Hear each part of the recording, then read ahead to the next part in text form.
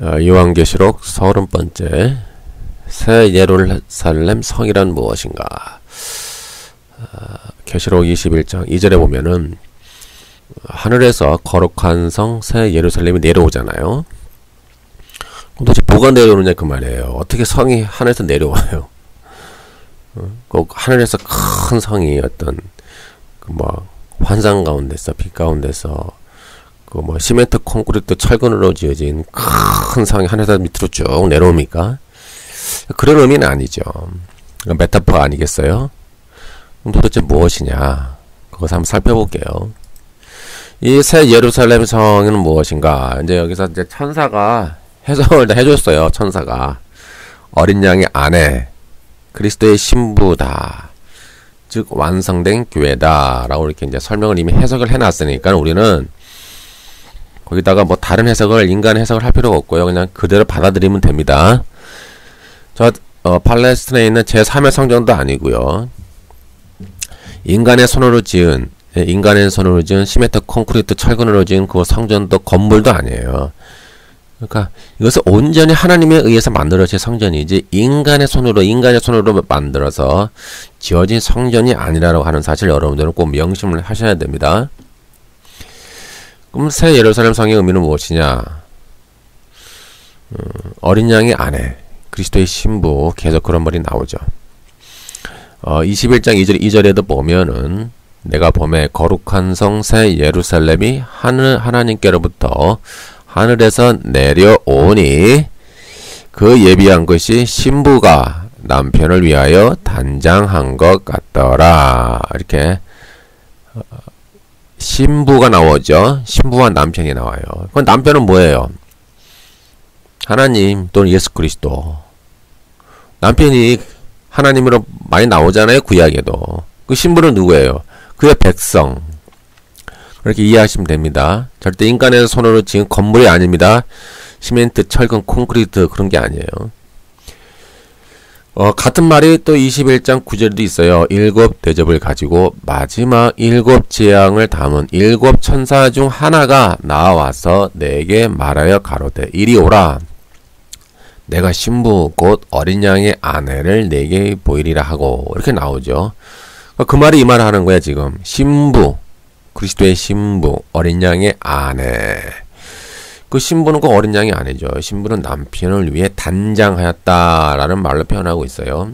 그러니까 예쁘게 꾸몄다는 거예요. 그러니까 우리 교회를 말하는 거예요. 우리 교회가 남편을 위하여 예쁘게 단장했다는 의미는 이제 믿음을 지키고 순교해서 환난과 핍박을 당하면서 믿음을 버리지 않고 연단 받아서 깨끗하고 영광스러운 교회로 또 주름 잡힌 것이나 흠이 없는 이러한 것들이 없는 거룩하고 완전한 흠이 없는 교회로 온전한 교회로 만들어졌다라고 하는 의미입니다.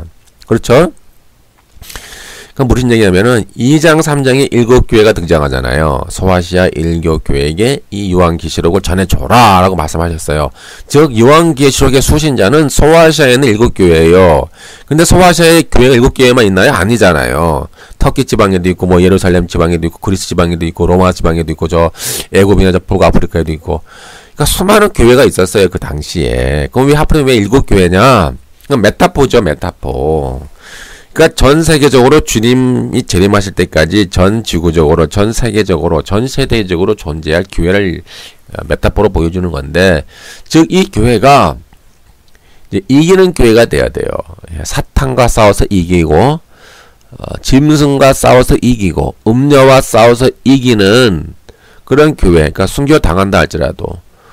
고난과 핍박과 환난을 통하여 그렇게 이기는 교회가 이기는 교회 계속 이기는 자 나에 나오죠. 요한계시록에는 그렇게 이기는 교회가 이게 단장을 하는 모습으로 이렇게 이제 교회가 완성돼가는 모습으로 나타내 주는 거예요. 그래서 제가 앞서도 강조드린 것처럼 이 다니엘 9장 26, 27절은 이 땅의 예루살렘 성전이 완전히 황폐화된 것을 이제 말씀하고 예언하셨어요.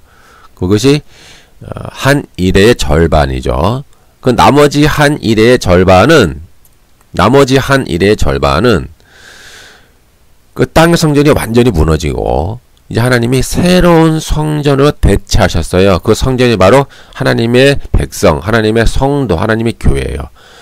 그 하나님의 교회가 이제 완성되어져 가는 거예요. 예루살렘 성, 거룩한 성 예루살렘 성으로 완성되어져 가는 모습을 마지막 1의 절반, 한때, 두때, 반때, 42달, 1260일 동안 그 모습을 그려가는 것이 요한계시록이에요. 그래서 다니엘서와 요한계시록은 서로 연관이 돼 있다고 제가 앞서서 수천 번 강조했어요. 그리고 이러한 완성된 교회는 이방이 유대인이 제외되지 않은 거예요. 로마서 11장에 나타난 사도 바울의 전망처럼 유대인을 포함한 이방인과 모든 유대인과 모든 이방인이 하나가 된 이신칭으로 말미암아 하나가 된 그러한 완전한 교회로서의 거룩한 성 예루살렘이 되는 거예요. 그리고 이제 계시록 21장 10절 성령으로 나를 데리고 크고 높은 산으로 올라가 하나님께로부터 하늘에서 내려오는 거룩한 성 예루살렘을 보이니 이렇게 나오죠. 거룩하다는 거예요. 흠이 없고 온전한 교회. 짐승과 싸워서 이렇게 이제 하나님의 성전으로 지어져가는 모습을 요한계시록은 담고 있는 거예요. 그러니까 점산점만 후산점만 그딴 얘기 하려고 하는 것이 아니라 주의 재림 때까지 모든 교회가 이런 고난을 통하여 연단을 통하여 환난과 핍박을 통하여 때로는 순교를 당함으로 말미암아 하나님이 기뻐하시는 이런 완전한 성, 새로운 성, 거룩한 성 예루살렘으로 이제 완성되어져 간다라고 하는 모습을 요한계시록은 그리고 있으니까 여러분들이 그냥 관점으로 계시록을 읽으시기 바랍니다. 그래서 교회는 그리스도의 신부다라고 묘사되고 있어요. 하나님의 백성, 하나님의 성도가 그리스도의 신부다. 고린도후서 11장 2절 내가 하나님의 열심으로 너희를 위하여 열심을 내노니 내가 너희를 정결한 처녀로 한 남편인 그리스도께 드리려고 중매함이로다. 너희는 정결한 처녀예요. 교회를 말하는 거죠. 그러니까 고린도 교회일 거예요. 1차적으로는. 고린도 후서를 쓴 그 고린도 교회. 너희는 정결한 처녀다. 내가 한 남편인 그리스도에게 너희를 내가 중매하는 중매장이다 라고 이제 사도 바울이 묘사하고 있죠. 비슷한 개념이 많이 나와요. 에베소서 5장 25절에서 27절 남편들아 아내 사랑하기를 그리스도께서 교회를 사랑하시고 위하여 자기를 주신과 같이 하라. 이는 곧 물로 씻어 말씀으로 깨끗하게 하사 거룩하게 하시고 제가 자기 앞에 영광스러운 교회로 세우사 티나 주림 잡힌 것이나 이런 것들이 없이 거룩하고 흠이 없게 하려 하심이니라. 즉 이렇게 주님은 교회를 말씀으로 깨끗하게 하사 거룩하게 하시고 자기 앞에 영광스러운 교회로 세우시고 또 티나 주름 잡힌 것이나 이런 것들이 없이 거룩하고 흠이 없게 만들어 가세요. 이것을 요한계시록은 새 예루살렘 성이다 라고 하는 메타포로 이제 보여주고 있는 거예요. 그 말이 그 말인 거예요. 에베소서에 있는 말씀도 그거잖아요. 물로 씻어 깨끗하게 하시고 거룩하게 하시고 영광스러운 교회로 티나 주름 잡힌 것이나 이런 것들이 없는 거룩하고 흠이 없는 교회로 완성되어 가는 모습을 좀 사도 바울이 그리고 있죠. 요것을 사도 요한도 그 비슷한 개념으로 그리고 있는 거예요. 어떤 방법을 통해서 그렇게 될까요? 환난을 통과하는 교회. 순교와 환난과 핍박과 고난을 통과하지만은 사탄과 싸워서 이기는 교회예요. 세상을 향하여 죄악을 심판하고 악을 정죄하는 방식으로. 또 고난을 통하지만은 서로 섬기고 서로 사랑하며 서로 자비와 공유를 베푸는 방식으로. 또 고난을 통하지만은 패하지 않고 배도하지 않고 끝까지 짐승과 바벨론 큰 성 바벨론과 또 음녀와 싸워서 이기는 방식으로 그 영적 전쟁에서 이기는 방식으로 이들이 거룩한 교회로 그들이 이제 지어져 가는 모습을 보여주고 있는 거죠. 그럼 이제 이 새 예루살렘 성 안에 성전은 무엇인가? 예루살렘 성이 있고 또 그 안에 성전이 있잖아요. 그럼 이 성전은 어떤 성전인가요? 뭐 인간의 손으로 지은 성전인가요? 저 팔레스틴에 지어질 뭐 제3의 성전인가요? 아니죠. 계시록 21장 22절 성 안에 성전을 내가 보지 못하였으니 이는 주 하나님 곧 전능하신 이와 및 어린 양이 그 성전이심이라 라고 이미 설명해 놓고 있어요. 즉 다시는 인간의 손으로 지은 그런 건물과 성전이 필요 없다는 얘기예요. 그러니까 이 땅의 성전에 우리는 해방이 돼야 돼요. 이 땅의 성전, 인간의 손으로 지은 이런 성전에 우리는 자유로워야 돼요. 직접 이제 하나님이 또 어린 양이 그분이 직접 성전이 되시는 거예요. 주께서 자기 몸을 가리켜 직접 더 성전이라고 많이 하셨죠. 요한복음 2장 19절에서 21절.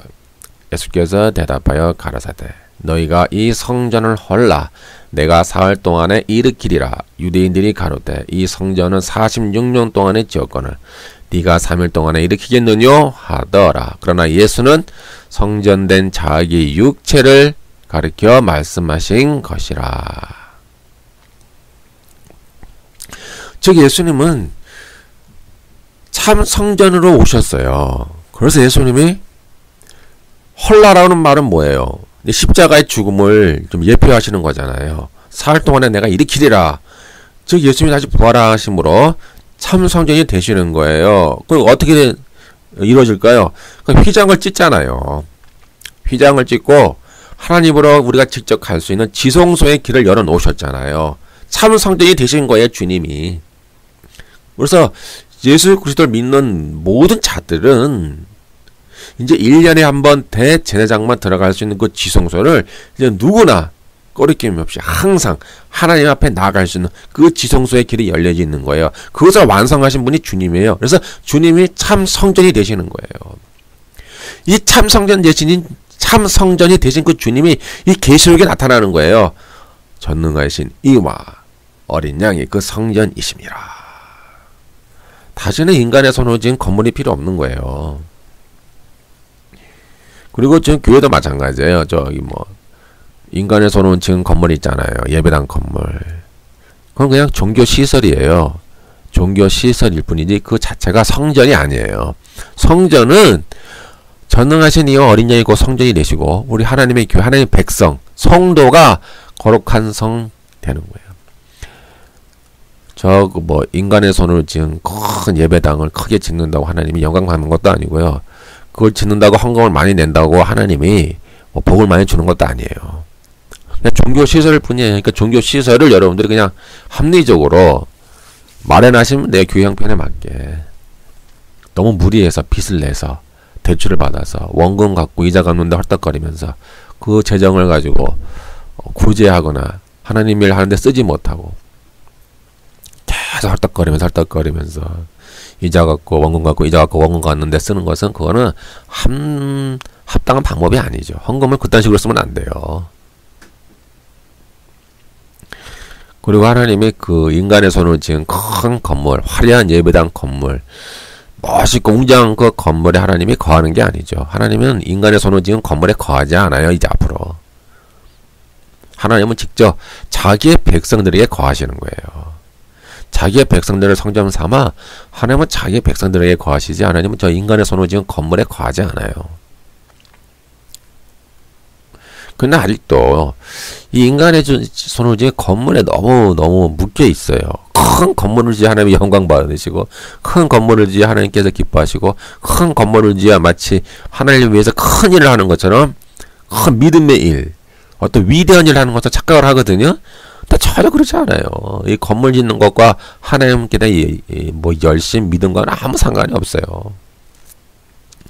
이 믿음의 방식을 다른 방식으로 그 믿음을 방향 전환을 해야지 이 건물을 향하여 믿음을 나타내려 가면 안 돼요. 지금 요한계시록이 그 말 하는 거예요. 거룩한 성 예루살렘이 교회다. 하나님의 백성이다. 전능하신 하나님과 어린 양이 성전이다. 자꾸 인간의 손으로 지금 건물에 의지하지 말라 그 말이에요. 이제는. 계시록 12장 12절.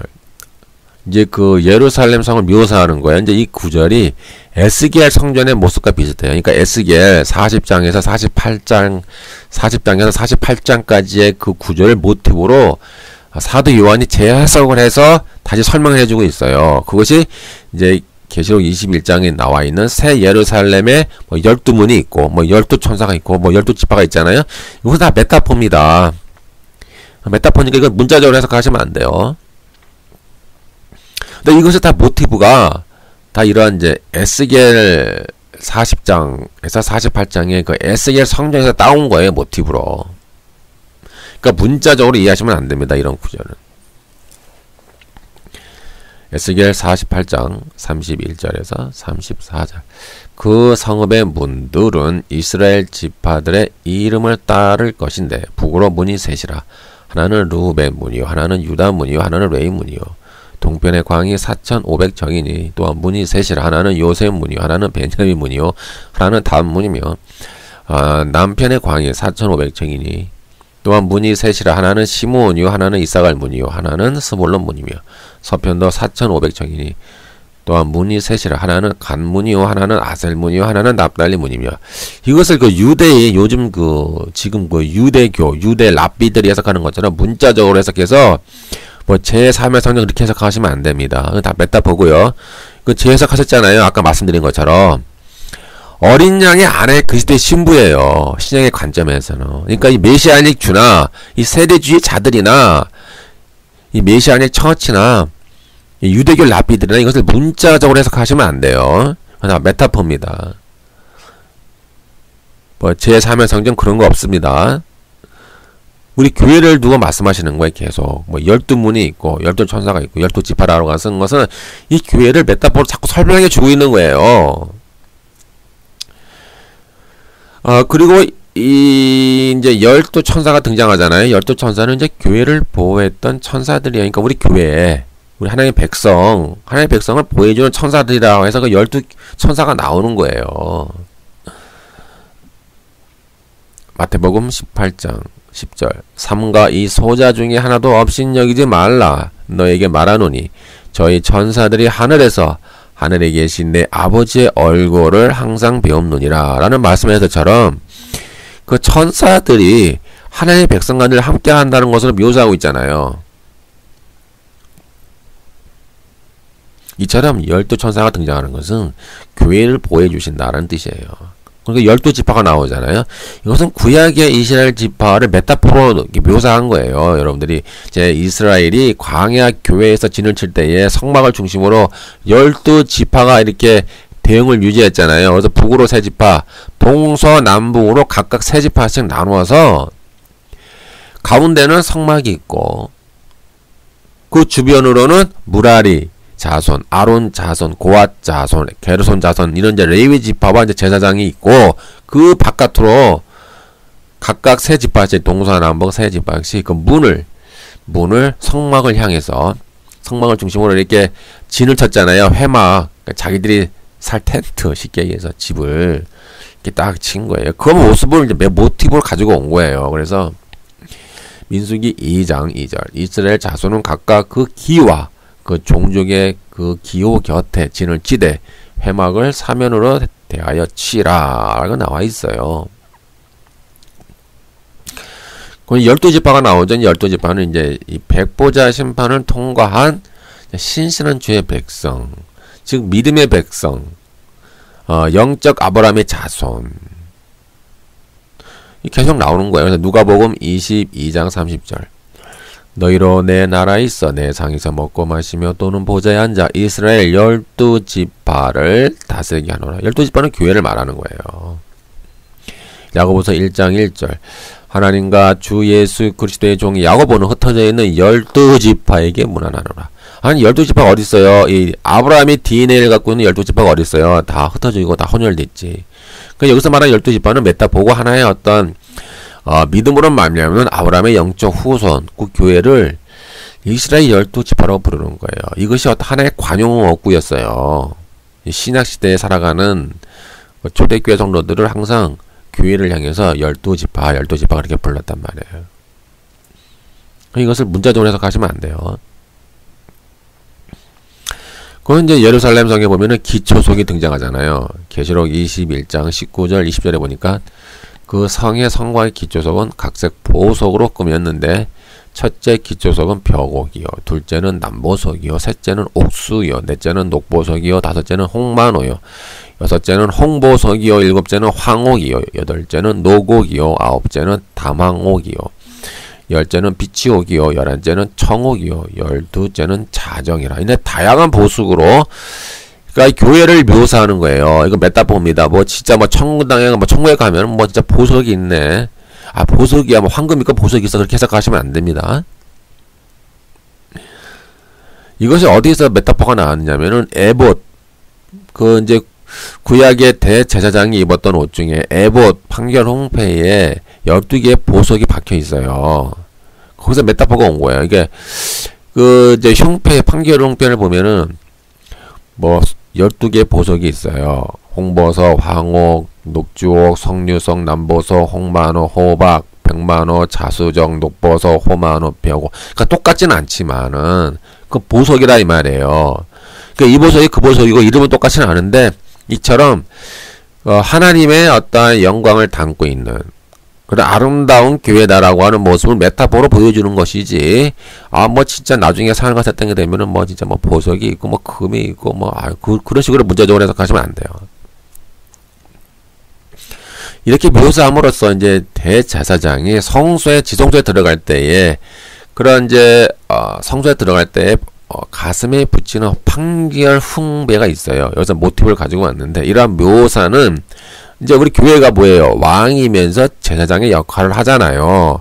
여러분들이 왕이면서 제사장이면서 여러분들이 직접 지성소로 들어가고 여러분들이 직접 나라 아닙니까? 그러니까 그 모습을 그 판결홍패에 박혀있는 그 보석의 모습으로 이 교회의 모습을 지금 묘사해주고 있는 거예요.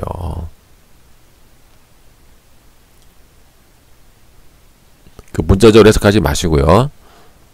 이렇게 왕같은 제사장의 역할을 감당하는 거룩한 성도, 거룩한 신부, 거룩한 교회의 모습을 이제 묘사하고 있는 거예요. 그러니까는 유대인과 이방인이 다 합쳐진 거룩한 교회입니다. 오해는 하지 마시고.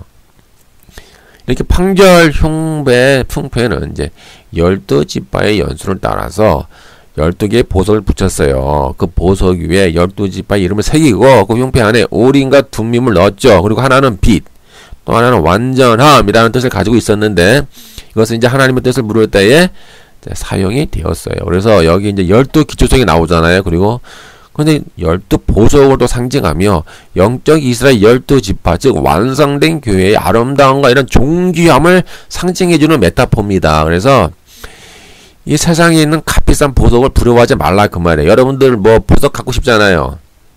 예? 막 보석 목걸이 하고 싶고 손 반지 끼고 싶지 않습니까? 근데 부러워할 필요가 없어요. 여러분 자체가 보석이라는 거예요.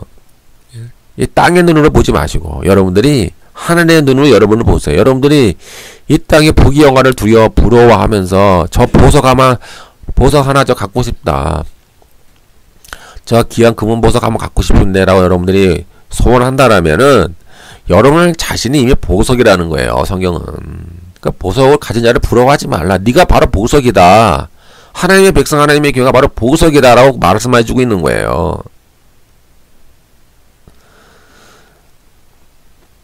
그리고 이렇게 이제 제사장이 판결 흉패를 입고 하나님 앞에 섬겨서 하나님을 가까이 했지 않습니까? 이런 것처럼 교회가 이제 그러한 왕이면서 제사장의 신분을 가지고 하나님을 가까이 매일매일 하나님 가까이 섬긴다는 의미를 메타포로 보여주는 거예요. 이런 교회의 모습을. 네, 여기까지 제가 마칠게요. 마치고 이제 여러분들이 이렇게 거룩한 성 예루살렘의 의미, 어린 양이 안에 그리스도의 신부의 의미를 여러분들이 온전히 이해하시기를 바랍니다.